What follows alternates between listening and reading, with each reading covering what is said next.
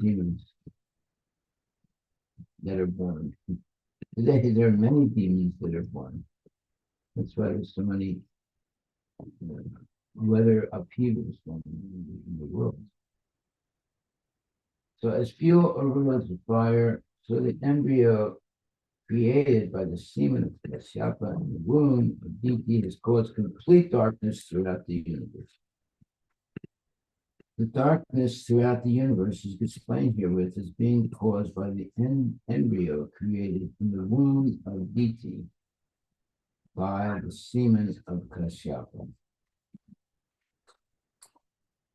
Text 11. Sri Maitreya said, thus Lord Brahma, who is understood by transcendental vibration, tried to satisfy the demigods, being pleased with their words of prayer. Purport by Srila Prabhupada. Brahma could understand the misdeeds of duty, and therefore he smiled at the whole situation. He replied to the demigods present there in words they could understand. So why would he smile? This is the question. By understanding the misdeeds of Diti. And therefore he smiled at the whole situation. And he replied to the demigods present there in words they could understand. Because there's darkness throughout the universe because of the embryo created in the womb of Diti by the semen of Kasyapa. So whenever there is severe weather conditions, it's because a demon is either born or is going to be born, and it puts people in anxiety. And it's happening somewhere all over the world now. That means because there are a lot of demons being born. So whenever there is severe weather conditions, you can understand that somewhere there's some demon being born. In the past, there were just a few demons. Now there's many demons being born. So no wonder that there's so much weather turmoil. Text 11. Sri Maitreya said, thus Brahma, who is understood by transcendental vibration, tried to satisfy the demigods, being pleased with their words of prayer. Well, here it says, Brahma, who is understood by transcendental vibration, that means that by prayers of glorification of Brahma. And Brahma, who's the representative of Krishna, right? He's the number one man in the whole universe. And so he has a very special position. He's not God, but he's close to being God. He's the Supreme Personality of Godhead. But the only way to understand Brahma is by transcendental vibration, like prayers. And bona fide prayers, not prayers that are made up, but bona fide prayers. So Brahma was satisfied by the prayers of the demigods. And why? Because there's darkness throughout the universe. And the demigods are in anxiety. They don't know why it's happening. But Brahma knows it's because of the embryo created in the womb of Diti by the semen of Kasyapa. So, purport. Brahma could understand the misdeeds of Diti, and therefore he smiled at the whole situation. He replied to the demigods present there in words they could understand. So, in ancient times, or previous times, like the times of we were talking about. Brahma was visible, and um, um, there were just a few demons, but they were big time demons.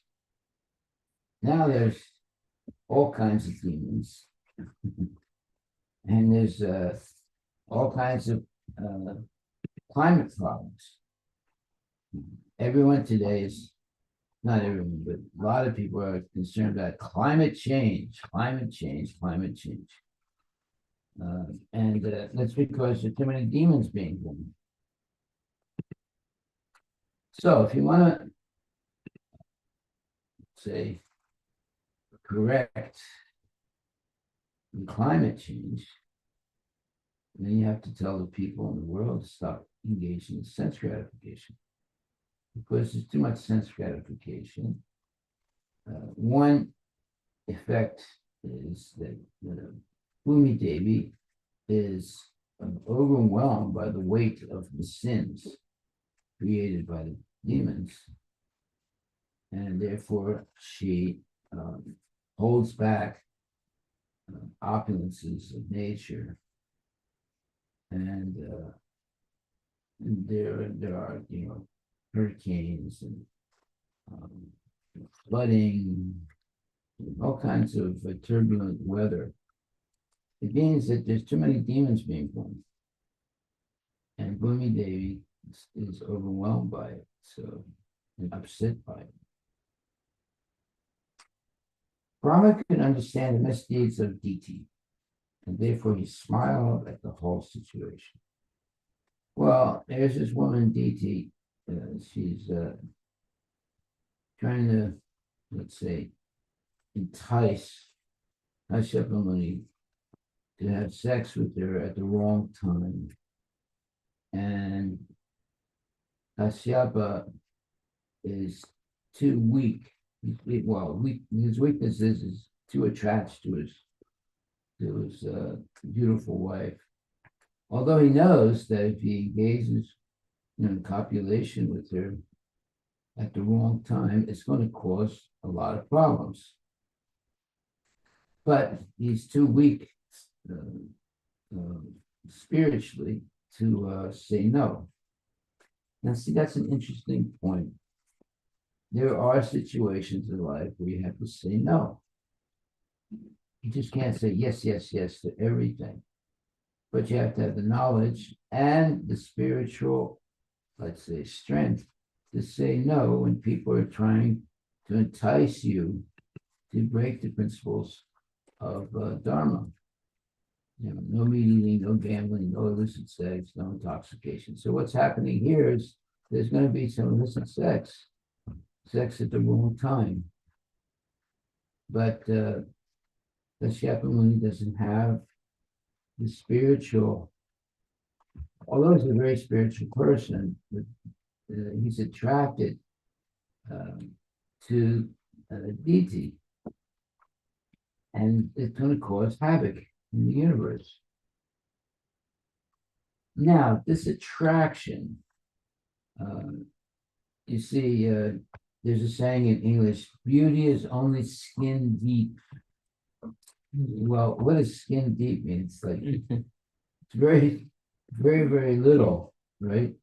The skin is like, the epidermis doesn't go, not very deep, and then you can go through the epidermis pretty quick, and all of a sudden you see blood and different bodily parts, and it's like, for example, let's say there's a beautiful woman that dies, and they have to do an autopsy.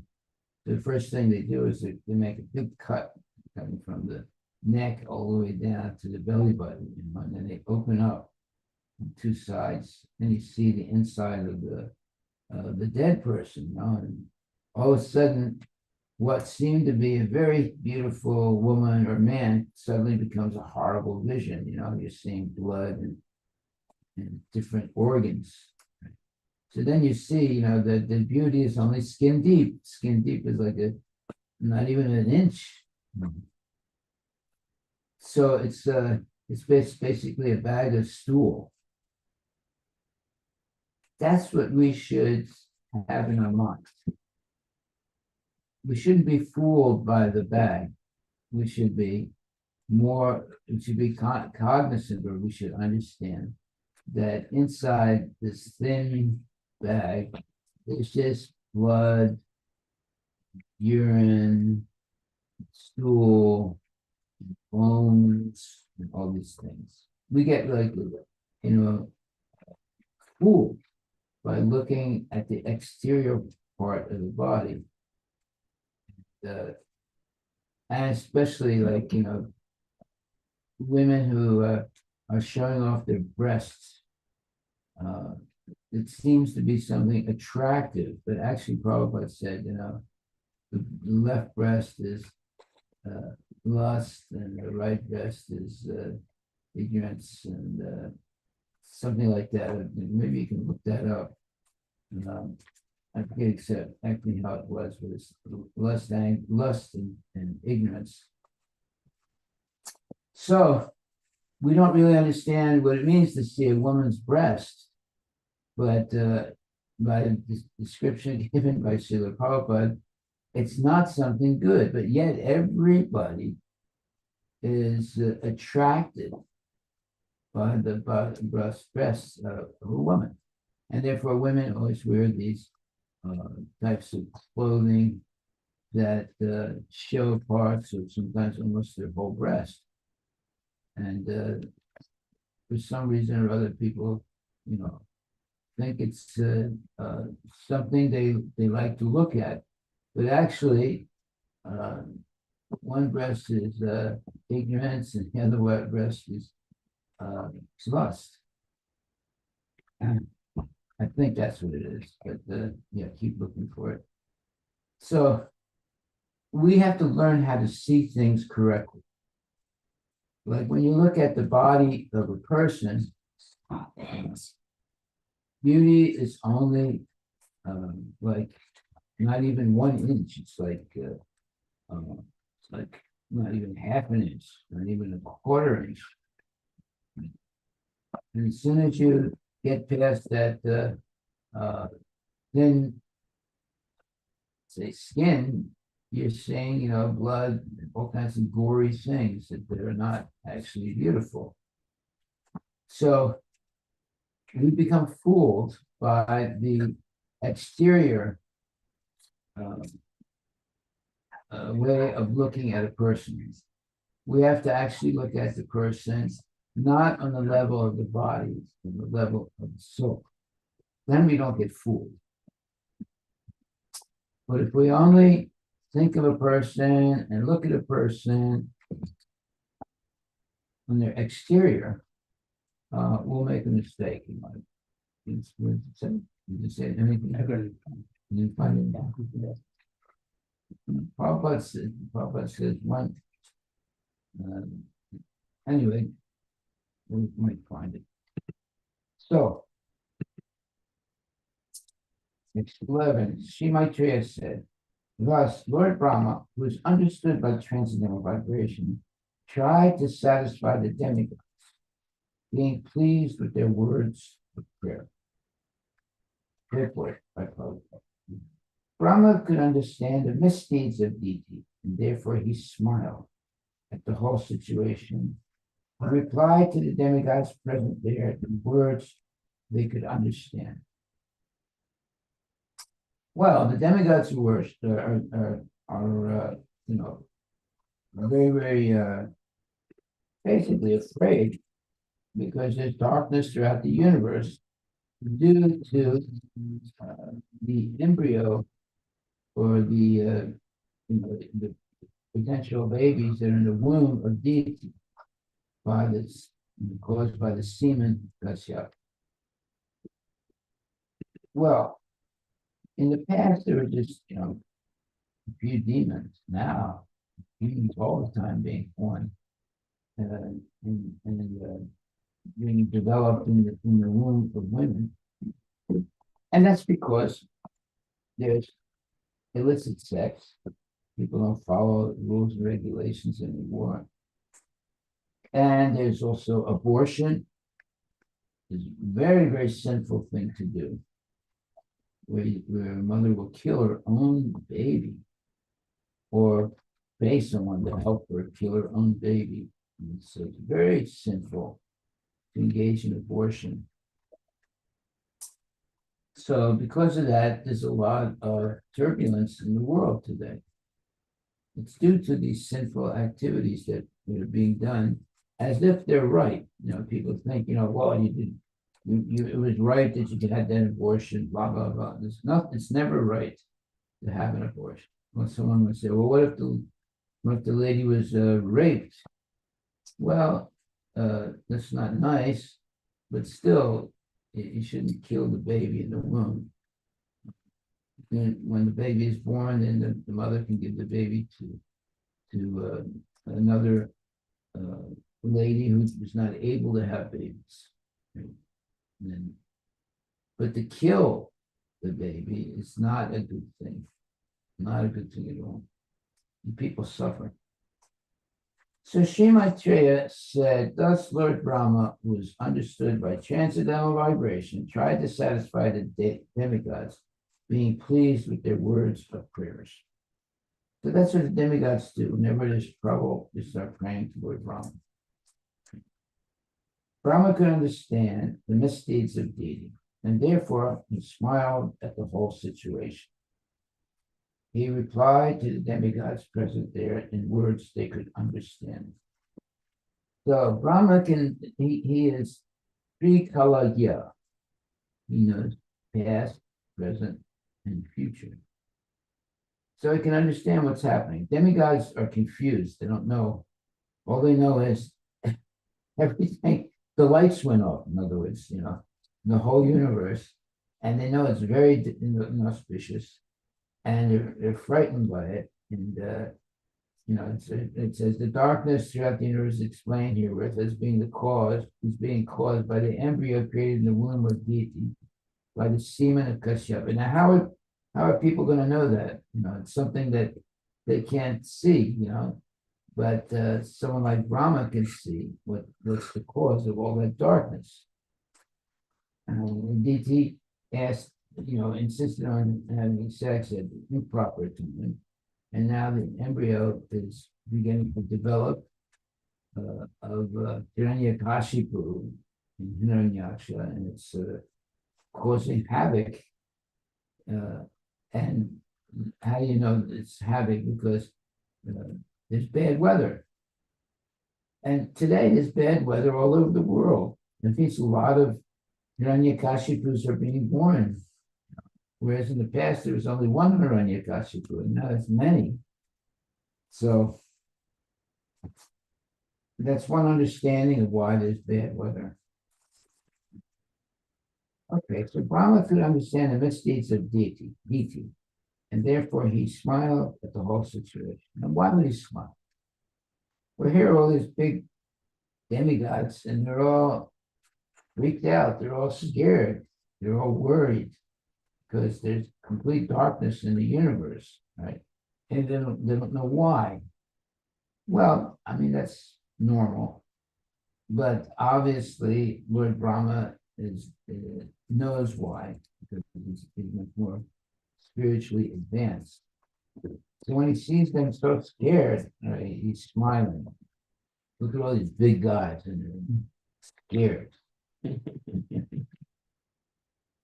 Okay, so Lord Brahma said, my 4 sons, Sanatana, Sanandana, and Sanat Kumara, who were born from my mind, are your predecessors. In other words, they were born before the other demigods. Sometimes they travel throughout the material and spiritual skies without any definite desire. Purport of Srila Prabhupada, this is verse 12. Canto 3, chapter 15, verse 12.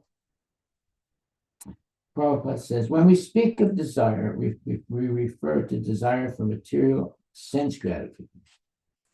Saintly persons like Sanatana, Sanandana, and Sanat Kumara have no material desire.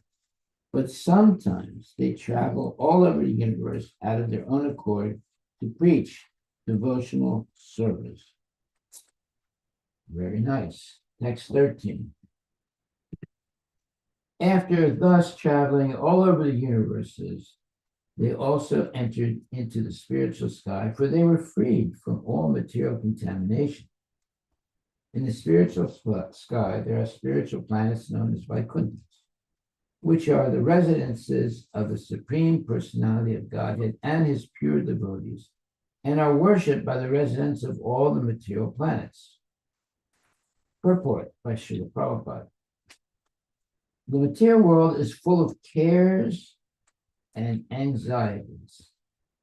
In any one of the planets, beginning from the highest down to the lowest, Patala, every living creature must be full of cares and anxieties, because in the material planets, one cannot live eternally. So that means that everyone in the material world is subject to birth, old age, disease, and death. And most people are frightened by the idea or the inevitable idea that they're to die.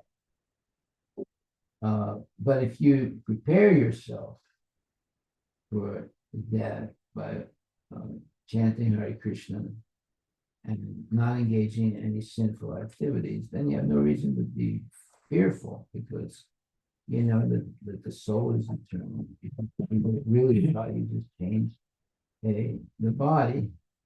And if you have always used your body in the service of Krishna, you're gonna, at the moment of death, you're gonna see Krishna and go back to God.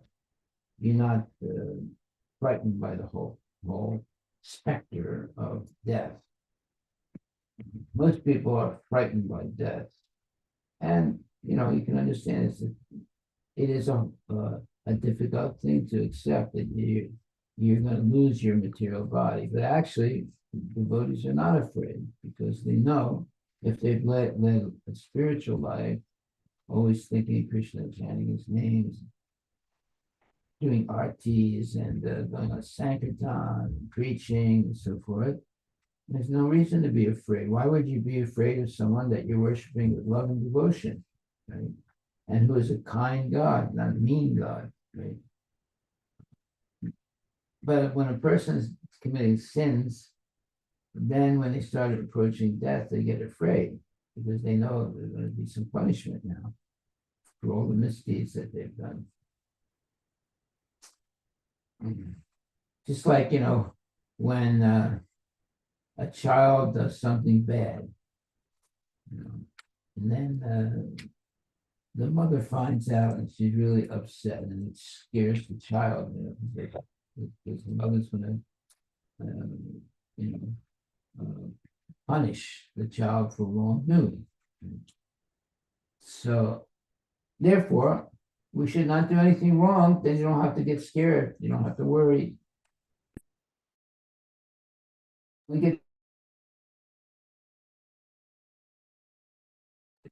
So that's an important thing to learn.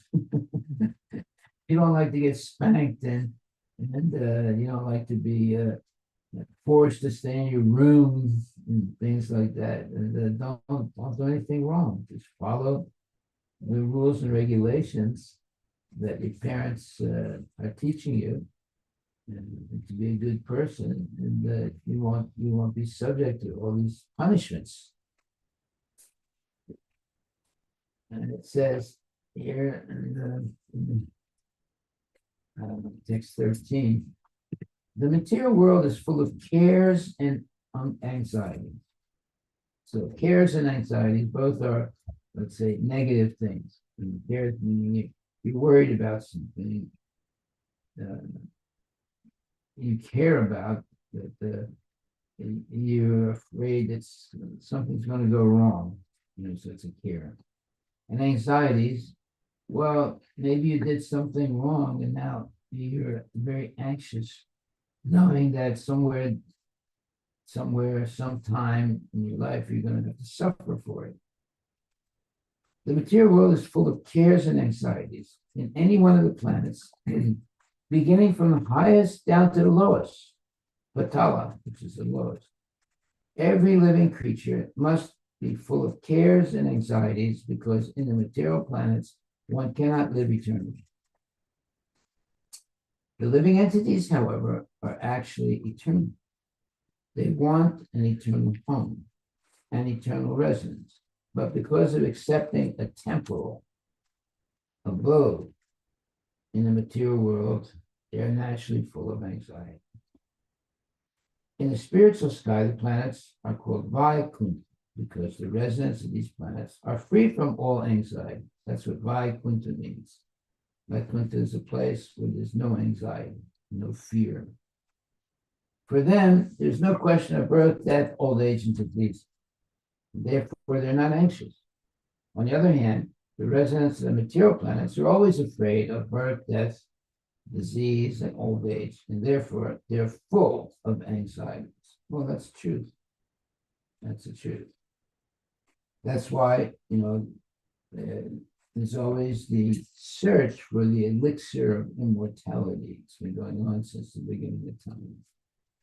Everyone that wants to find a way to make the material body eternal. Well, that's not possible. But they've heard that there's some elixir, there's some medicine that can make you eternal.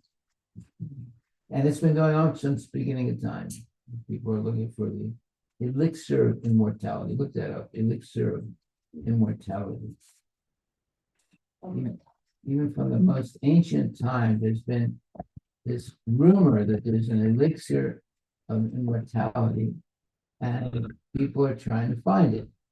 And they go at, they make a big effort to find it. So the material world is full of cares and anxieties, and any one of the planets, beginning from the highest down to the lowest.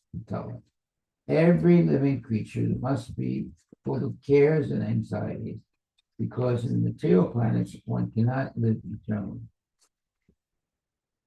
Did you find it? Yeah. What did it say? It says it's a potion that supposedly grants the drinker. Potion means like a medicine. That supposedly grants the drinker eternal life and or eternal youth. This elixir was also said to cure all diseases. Alchemists in various ages and cultures sought the means. Alchemists. Yeah, alchemists. Okay. Alchemist was the ancient, so-called scientists.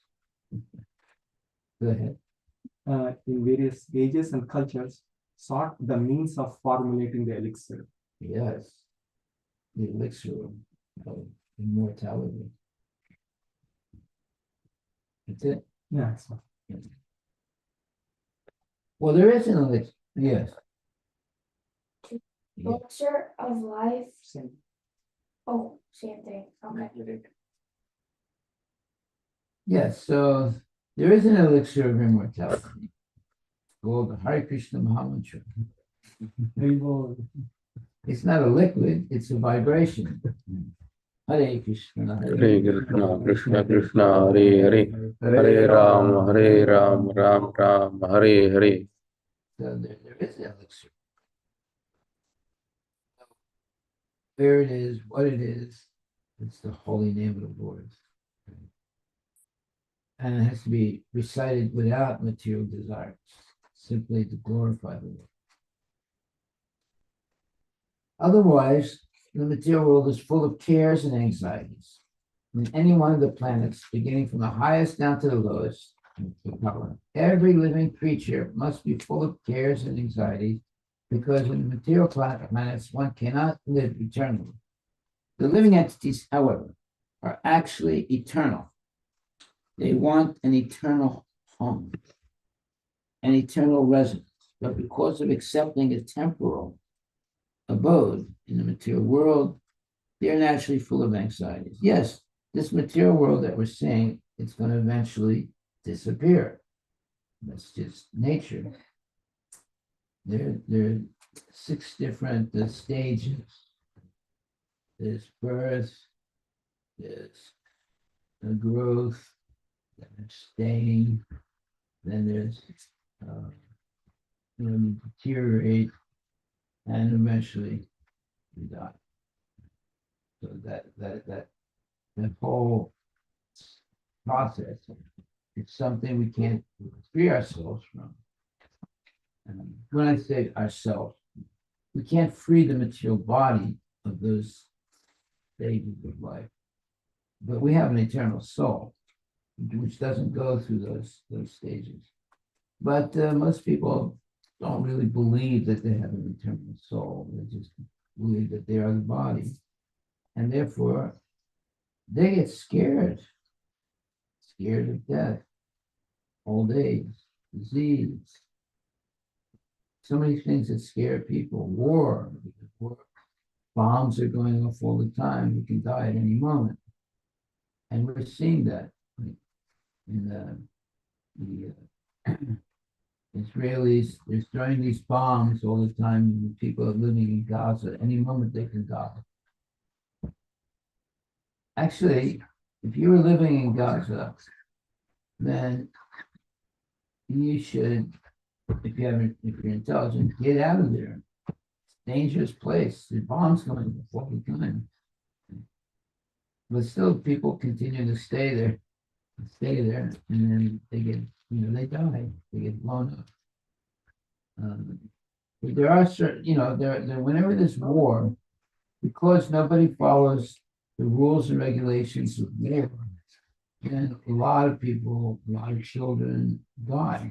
And that's very, let's say, sinful. But who cares? They make more and more, the United States manufactures more and more lethal weapons. And people are buying those weapons and using them.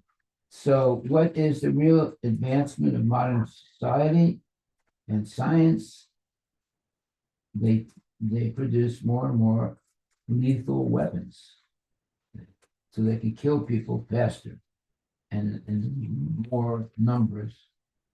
And we're seeing that now. The United States is sending huge amounts of weapons to the Israelis, and the Israelis are using them to kill people. A lot of people. They've killed already almost. It's in the hundreds of thousands of Palestinians, and most of those deaths are children. Okay, so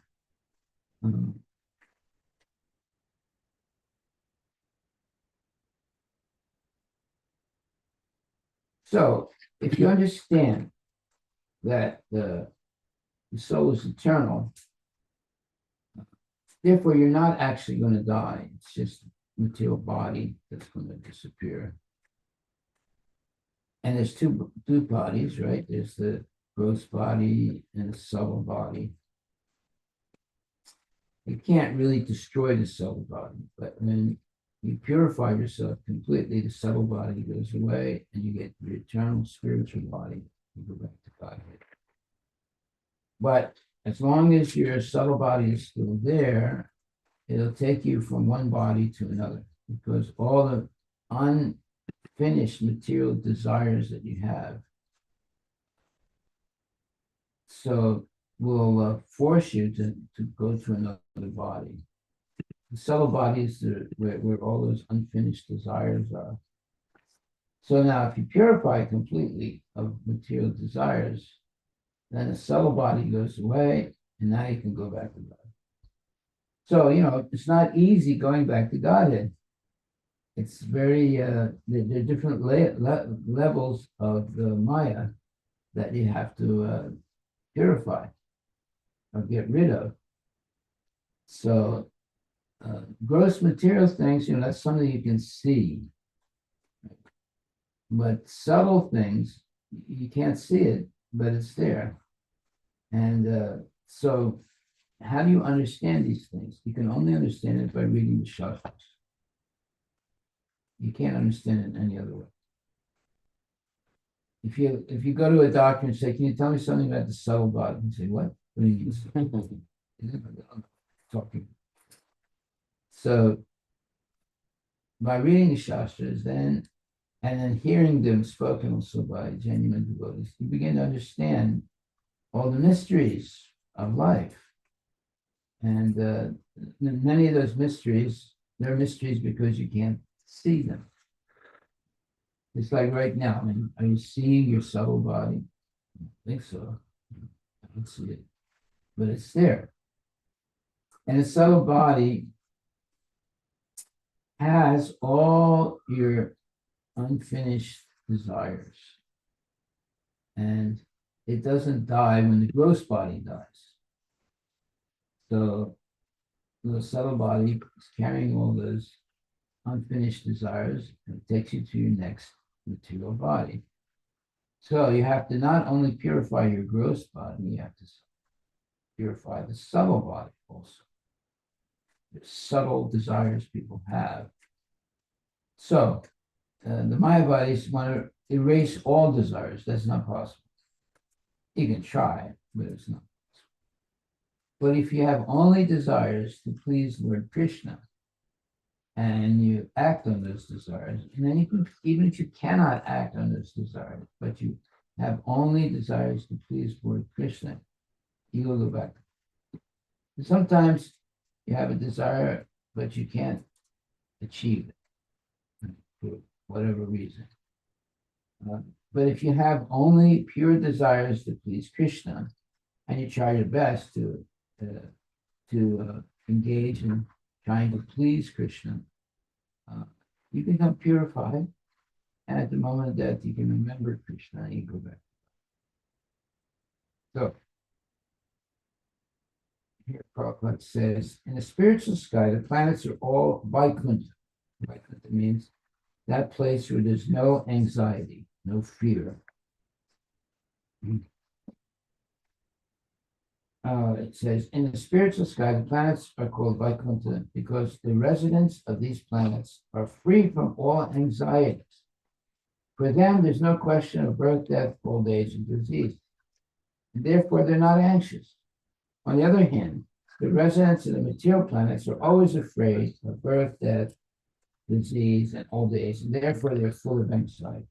Okay, well, that means we should try and go to the Vaikuntha planets.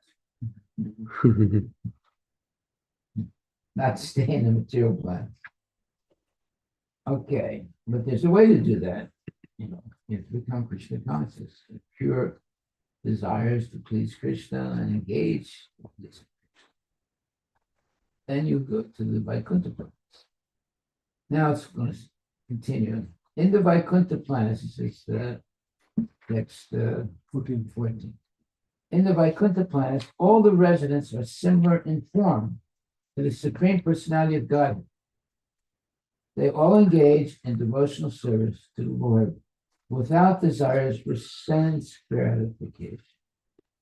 Well, here let's analyze what's being said here. We're hearing something that we have no other way to know other than from reading the Shastra. Shastra is explaining about the Vaikuntha planets and the residents. Where else do they teach that in school? No. You can only get that information here in the Srimad Bhagavatam. In Vaikuntha planets, all the residents are similar in form to the Supreme Personality of God. It means they have 4 arms. So, what would you do if you saw a 4-armed person? They all engage in devotional service to the Lord without desires for sense gratification. So when you engage service to the Lord without desire for sense gratification, you become qualified to have 4 arms and live in Vaikuntha. The residence and the form of living in Vaikuntha are described in this verse. Now you see, nowhere else will you get this knowledge, not even in the Bible. You can read the Bible, you're not going to get this information because they don't know about it. Right? The people that wrote the Bible is written by people. It's not written, not spoken by Krishna. spoken by saints, okay, Christian saints. In the Vaikuntha planets, all the residents are similar in form to the Supreme Personality of Godhead. They all engage in devotional service to the Lord without desires for sense gratification. Purport by Srila Prabhupada. The rhythms and the form of living in Vaikuntha are described in this verse. The residents are all like the Supreme Personality of Godhead, Narayana. That means they're going to have 4 arms. In the Vaikuntha planets, Krishna's planetary feature as 4-handed Narayana is the predominating deity, and the residents of Vaikuntha Loka are all 4-handed, just contrary to our conception here in the material world. Nowhere in the material world do we find a human being with 4 hands. Well, there was one, there's Pundraka, but the 2 of his hands were fake. Impossible. Yeah, impossible. In Vaikuntha Loka, there's no occupation but the service of the Lord. And this service is not rendered with a purpose. By the way, does it say in the Bible that Jesus had 4 arms? No. Does it say anywhere, is there any description in the Bible of what the people in the spiritual world look like? No. You see, the Bible is not a perfect literature. Well, it has, let's say, hints of what's perfect, that is, surrender to God, things like that. But it's incomplete. All knowledge is not in the Bible. But the gist of it is that you should surrender to God. Nowhere in the material world do we find a human being with 4 hands. In Vaikuntha Loka, there's no occupation but the service of the Lord, and this service is not rendered with a purpose. Although every service has a particular result, the devotees never aspire for the fulfillment of their own desires. Their desires are fulfilled by rendering transcendental loving service to the Lord. So this is the big difference between karmis and devotees. Genuine devotees work in every way possible to please the Lord. And the non-devotees, they do everything possible to please themselves. And because of that, they get stuck by the modes of material nature and repeated birth and death. Okay. So, text 15.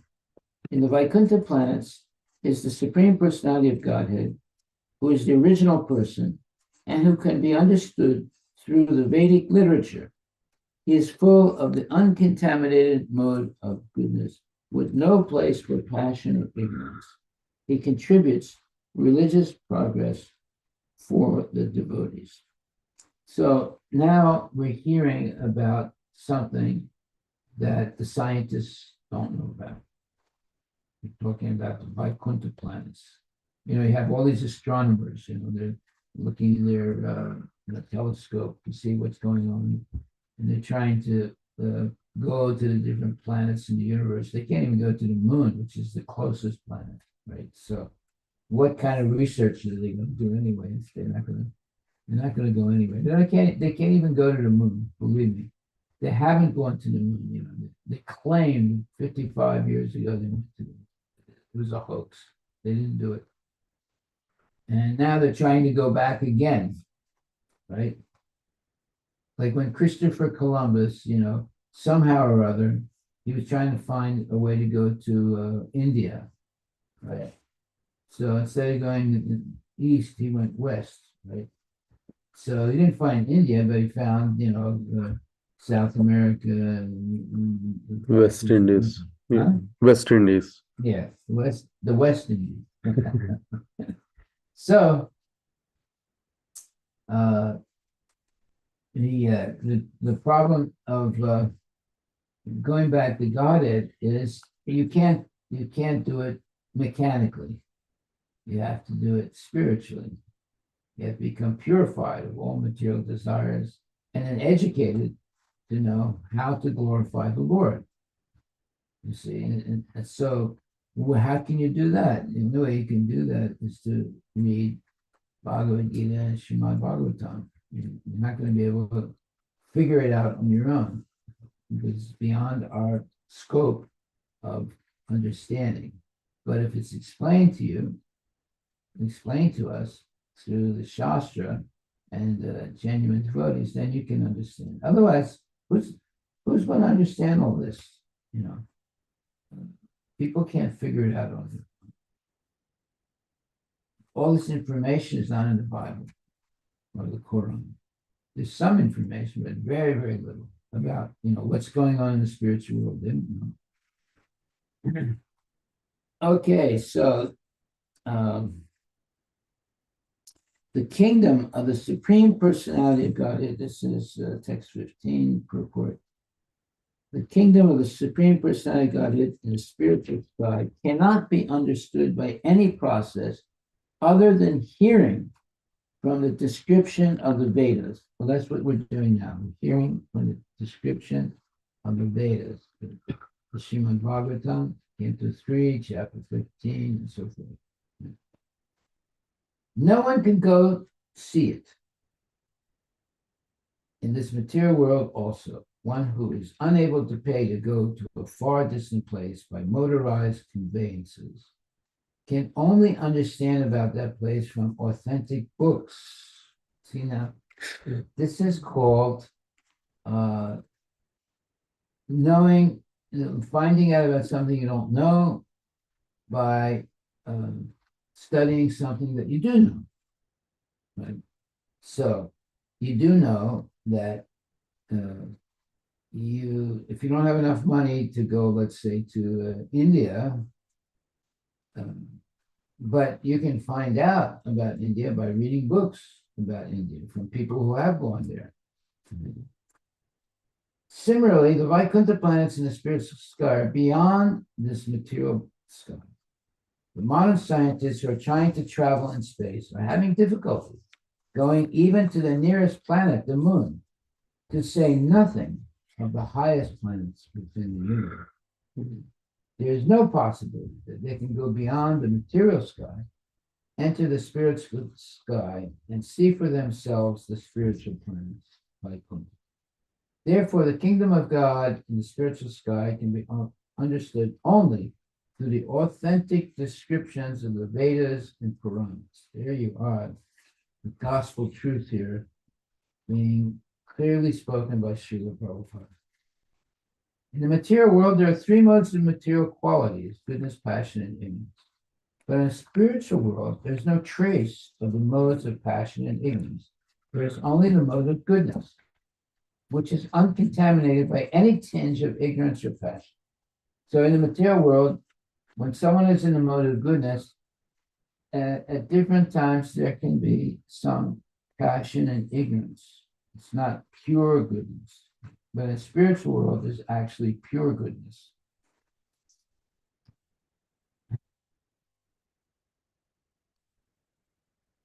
In the material world, even if a person is completely in goodness, he is sometimes subject to be polluted by tinges of the modes of ignorance and passion.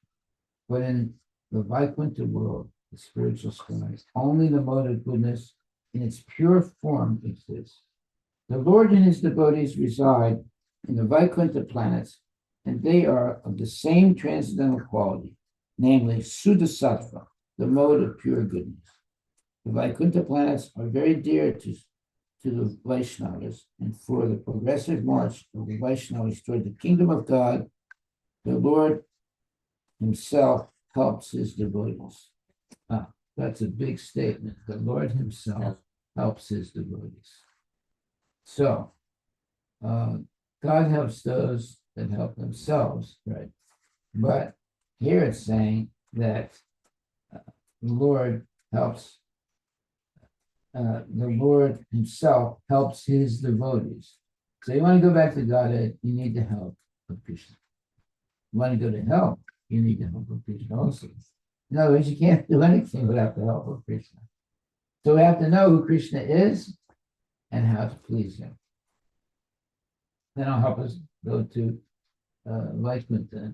And if you are acting sinfully, you still have to get the help of Krishna, but to go to hell instead of going back to God.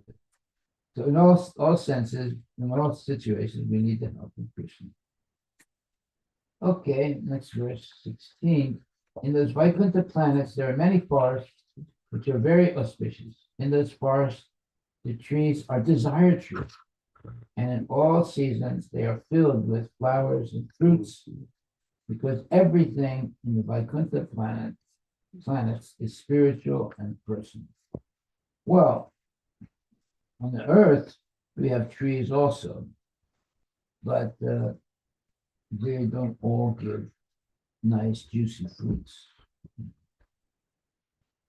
There are some trees that give nice, juicy fruits, but very few.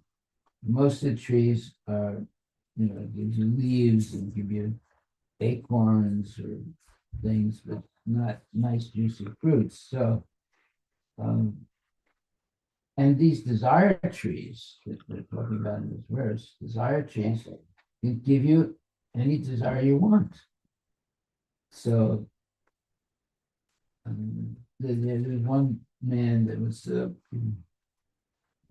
lost in the desert, and somehow or other he came to a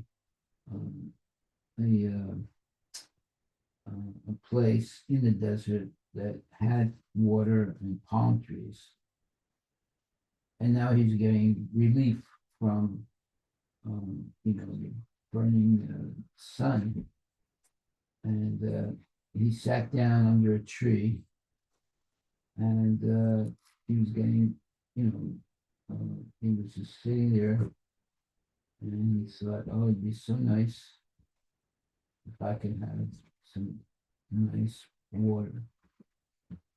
All of a sudden, the water appeared. He was like shocked. He drank the water. But, oh, it'd be so nice to have food. Food appeared. It's like a miracle. And then he said, it would be nice if I could have gold. No, actually, he said, you can realize he's under this tree, and whatever he's desiring is happening. So it's something magical. So he said, I want to be able to have the power that whatever I touch turns to gold.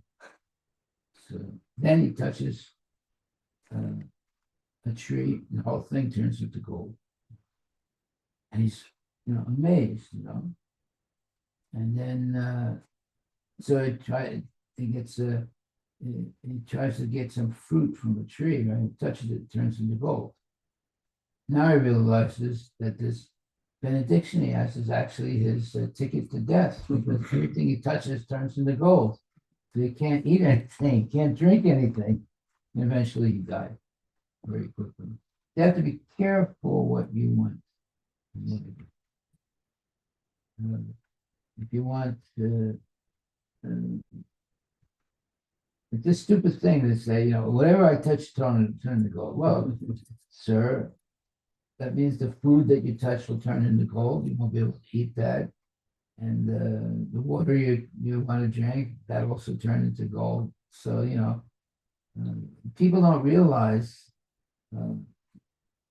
that if you want to have desires, you should first read the Shastra to know what is a real desire and what is a dangerous desire. Okay. So, that's 17, right? 16. 16. Purple. In the Vaikuntha planets, the land, the trees, the fruits and flowers, and the cows, everything is completely spiritual and personal. That's nice. Personal. That means everything is living, it's a person. Even the trees and the cows and everything. The trees are desire trees. On this material planet, the trees can produce fruits and flowers according to the order of material energy. But in the Vaikuntha planets, the trees, the lands, the residents, and the animals are all spiritual. There is no difference between the tree and the animal, or the animal and the man. Here, the word Murtimat indicates that everything has a spiritual. Formlessness is conceived by the impersonals, is refuted in this verse. In the Vaikuntha planets, although everything is spiritual, everything has a particular form. The trees and the men have form. Because all of them, although differently formed, are spiritual, there's no difference between them. Okay, so it's time to stop. Yes. We'll start from this verse again because this verse has a lot of transcendental information in it that you can't get from any other book. You won't find any of this information in any other depth. Srimad Bhagavatam. Harivilas. Oh, any questions? Any questions online? Hare Krishna Maharaj. So I have this question. On this in our Shastra, it specifies about like killing a child in the womb is such a sinful act. And given now, as a whole country, America is supplying all these weapons to Israel and to kill all the children. In the process, children are getting killed so many and totally getting destroyed also. So how the karmic effect is going to happen to America in return at some point? Will there be any, or is it like No. there is no specific person here? So as a whole country, it is supplying, right? So Every day it's happening. Every day people are dying in America. It's like in Europe also. So it's happening. No one can get away from Krishna. So the more weapons the Americans send to kill the Palestinians, the more suffering there is in this country. And there's plenty of suffering in this country. There's plenty of suffering everywhere, you know. And everywhere there's a lot of sinful activity, and you don't have a good leader, there's going to be suffering. Like, for example, now, India does have a good leader, Modi.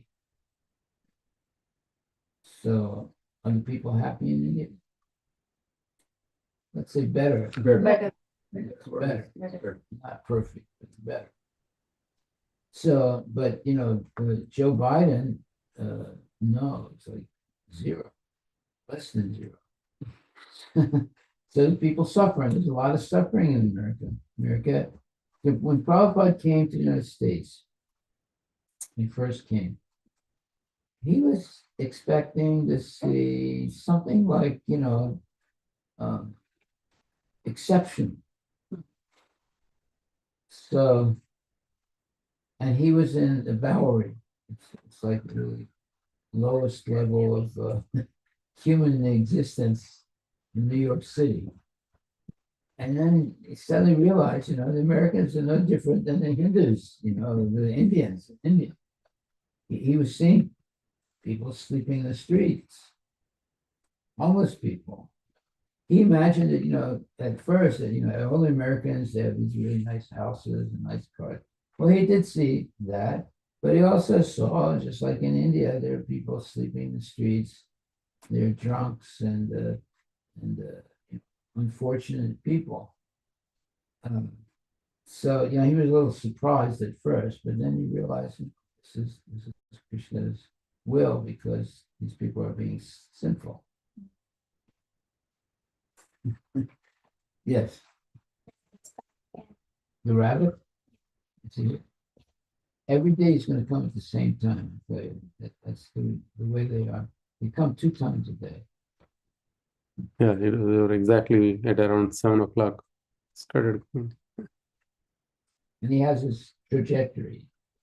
It's his territory. This is very amazing, Maharaj, how animals they don't have a clock or anything, but they are very Oh, they're on fixed on the every time. day. Every day they're on. It's amazing. Not just rabbit, like any animal, birds, all they are fixed in the time. Because they're living entities like us. Any other questions or comments? One question, Prabhuji. I wanted to ask. So, we read that whenever there is a bad weather, it signifies that some demonic person has taken birth. Similarly, is when there is a good weather, does it represent that some saintly person might have taken birth? Well,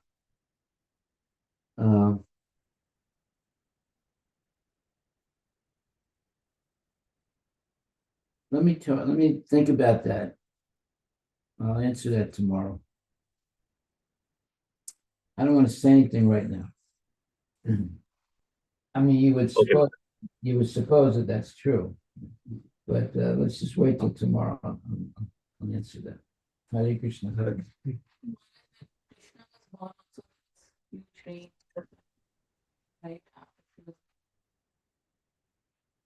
That's why I want to answer tomorrow. Why don't you look it up when Krishna's point?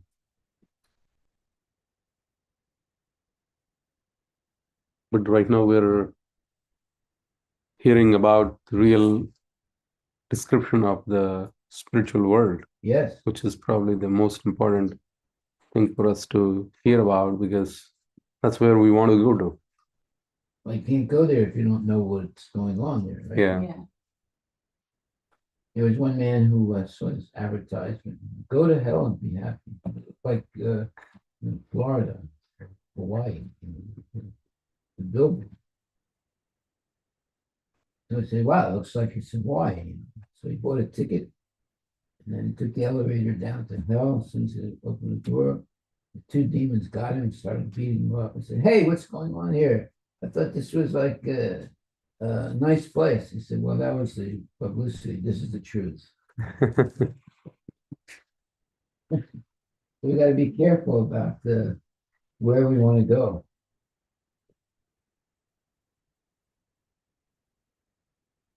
But good news is,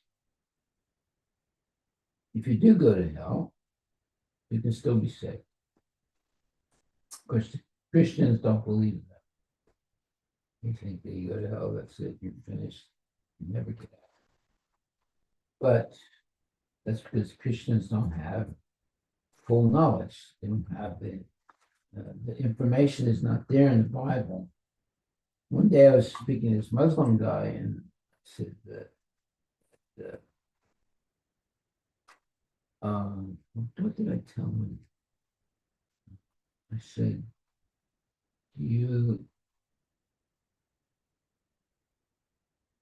I think you said something like, does Allah have a form? Or... Yeah, right. Yeah. Does Allah have a body? He said, we don't know. It's not in the Quran. So if I said that was the right answer. That was the right answer. If you don't have information in the scripture, then you can't speculate. So he was an educated man. He graduated from the top Muslim university in I forget where, in Indonesia or somewhere. So he gave the right answer. I don't know because the information is not in the Bible, in the Quran. Therefore, you have to come and read Srimad Bhagavatam. Then you get the answer. Haribol. Thank you. Hare Krishna. Hare Krishna. We'll see you again in the evening. Hare Krishna.